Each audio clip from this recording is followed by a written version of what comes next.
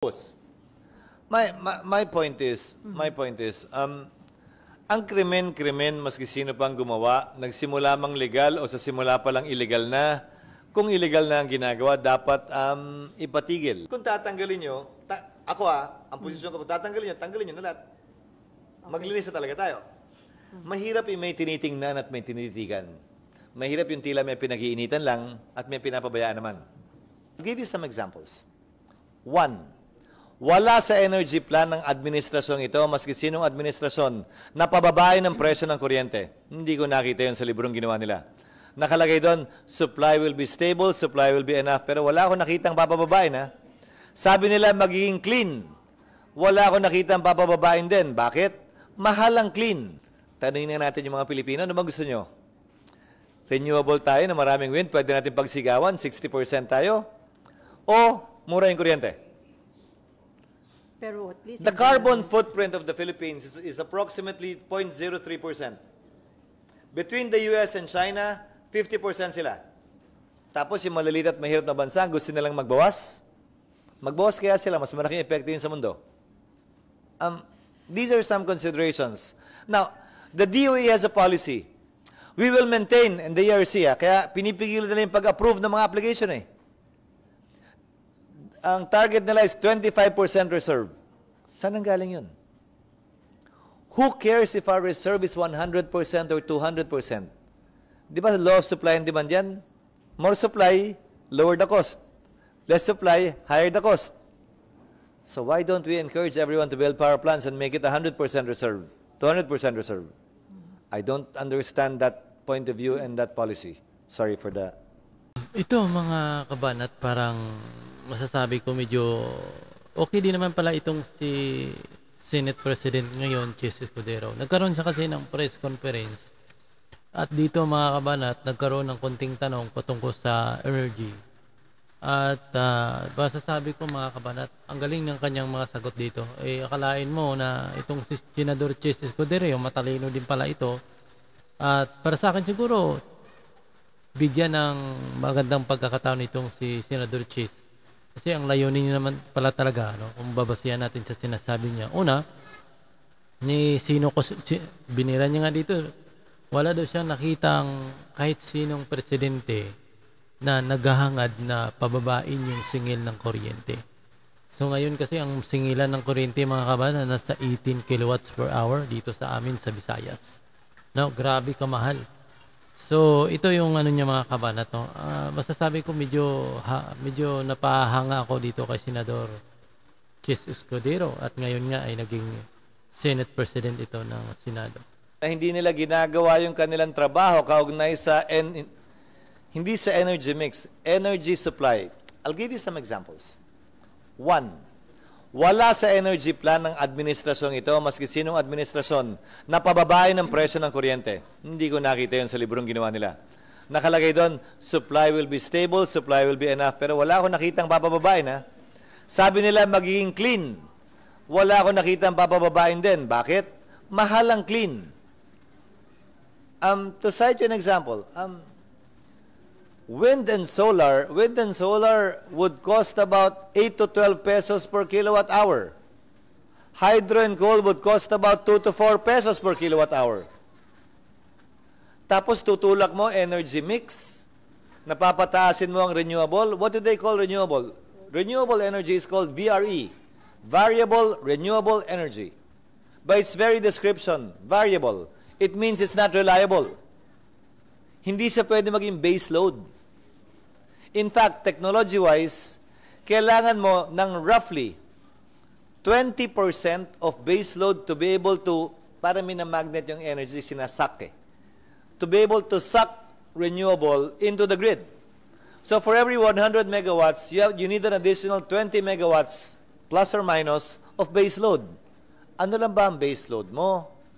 Ang base load mo lang would be coal, hydro, geothermal, LNG. Nuclear. Kung papayagan na. 5 ang base load mo. So kung increase tayo ng VRE, renewable, hindi tayo nag-i-increase ng base load, hindi natin magagamit lahat ng ginagawa natin, ha? And you have to remember, wind and solar are good for only 4 to 6 hours a day. Unless i-battery mo. Pag nag-battery ka naman, Mahal. mas magastos pa. Tanungin na natin yung mga Pilipino, Mahal ano mas bang yung gusto battery. nyo? Renewable tayo na maraming wind, pwede natin pagsigawan, 60% tayo. O, mura yung kuryente. Pero at least... The carbon footprint of the Philippines is approximately 0.03%. Between the US and China, 50% sila. Tapos yung maliliit at mahirap na bansa, gusto nilang magbawas. Magbawas kaya sila, mas malaking epekto yun sa mundo. These are some considerations. Now, the DOE has a policy.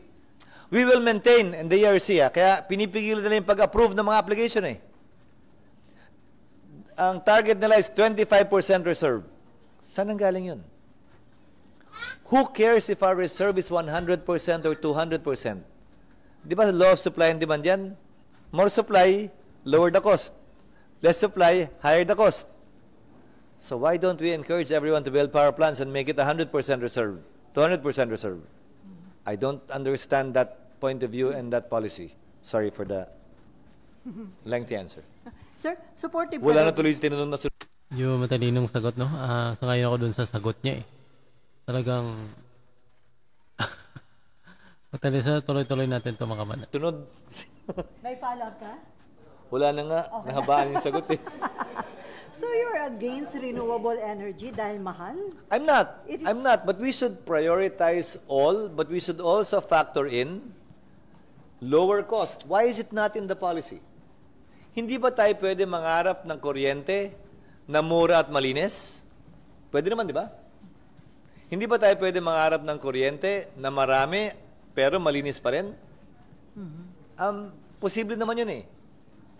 Ang problema, the richer countries, since that's their technology, sold this idea and opened credit lines to the poorer countries only in these avenues that they're supplying.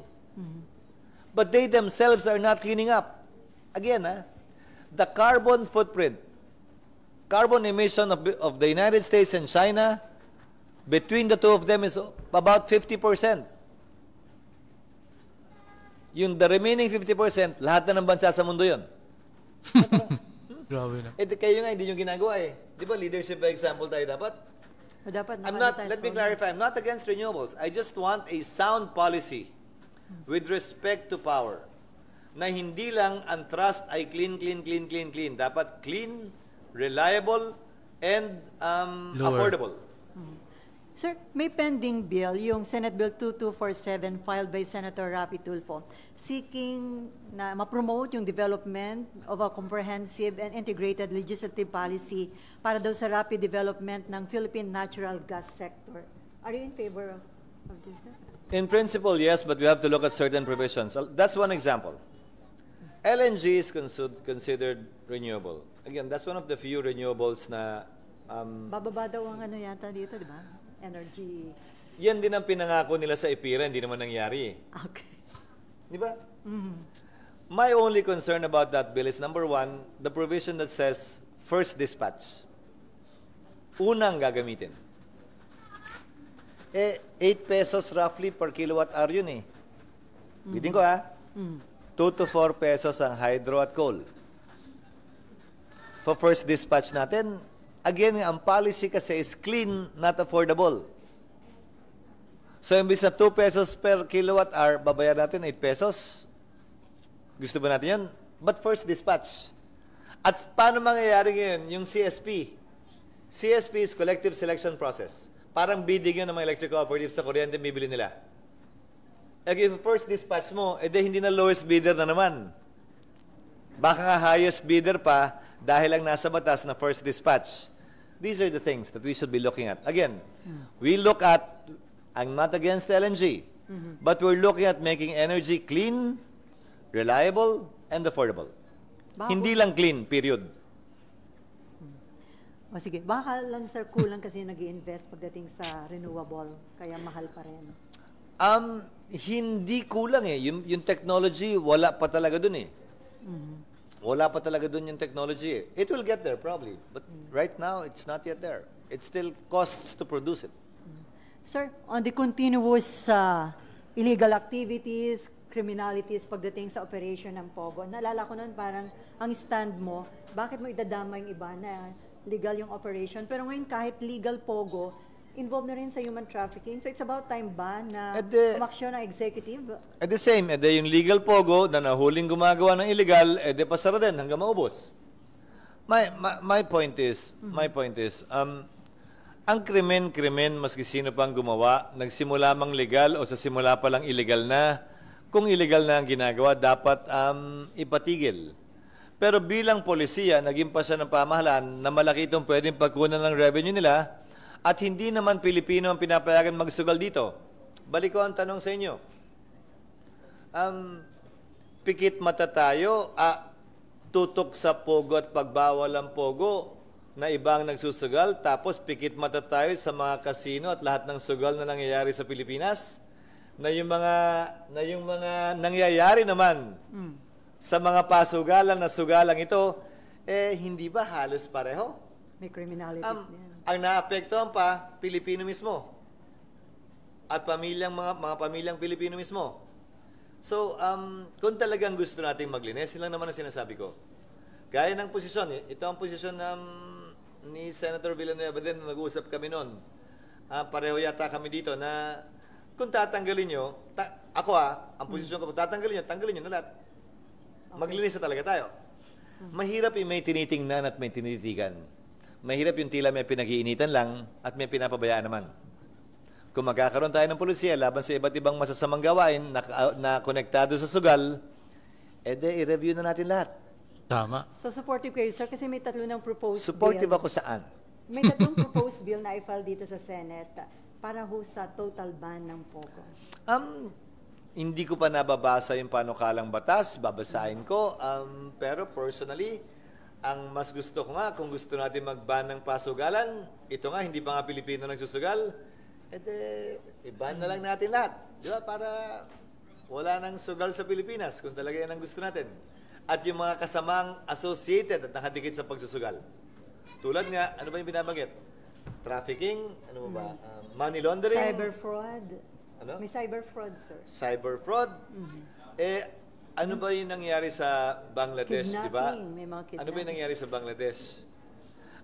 Kung titingnan nyo yung datos, at pinakita yan ng PNP mismo, ang kidnapping, ang drugs, ang prostitution, lahat natagpuan sa mga casino rin. May cases naman sila Pogo, casino. Kunin nyo yung data. Interesting yung data na yan. So it's present in all forms of gambling. Ewan ko kung bakit. Hanggang tongit lang ako so hindi ko alam yun.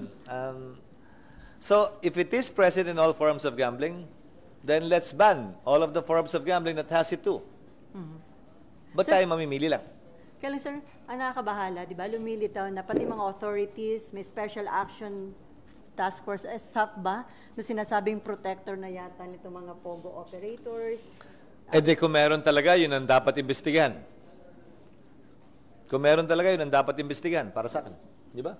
And then, Pero yung panukalang batas, just regardless of my position on any issue, I'm only one of 24 when it comes to a vote. So, malaya akong bibigyang daan anumang panukalang batas at isa-subject ko yan sa botohan. So pati, sir, yung committee report ni Senator Win na nagsusulong ng total ban, under your leadership, mapapag-usapan na ito sa plenary, ma-approve? Hindi ko, again, hindi para sa, ang pag-schedule ng mga committee report, depende sa majority leader at titingnan kung may handa na ba mag-interpolate. Ganun naman yun di ba? May handa na ba mag-amend? Nasa kanya na nga ba? So kung nasa kanya na, depende na lang sa schedule. Nakabinbin yata ngayon na mga bills na dapat i-schedule ay kulang-kulang 300 ba? 400? Ay, ang dami. So si Senator Tolentino, sana unawain din nyo, pangatlong araw pa lang din niya, kailangan niyang reviewin yon at basahin lahat para maayos yung agenda. Okay. Nympha. So yan, mga kabanat, yung video, no? Para sa akin, matalino, magaling itong si Senador Chis Escudero, mga kabanat, no? Talino, kung talagang yung itong interview sa kanya, itong kapihan sa Senadong interview na ito, kung panindiganan niya ito yung mga statement niya, yung pananaw niya, masasabi natin magaling siya, mga kabanat. magaling siya. Karapat dapat siya na pumalit kay Mig Zubiri talaga. Kung ganito, kung yung pananaw niya ba, kung yung mga sinasabi niya ay talagang masasabi natin, kaya yung panindigan. Kasi kung titingnan natin, ang galing ng mga sinasabi niya. Talagang makakuha niyang loob ng mga Pilipino kung ganito siya. At lalo na kung yung mga sinasabi niya, ginagawa niya mga kabanat. No? Ginagawa niya mga kabanat.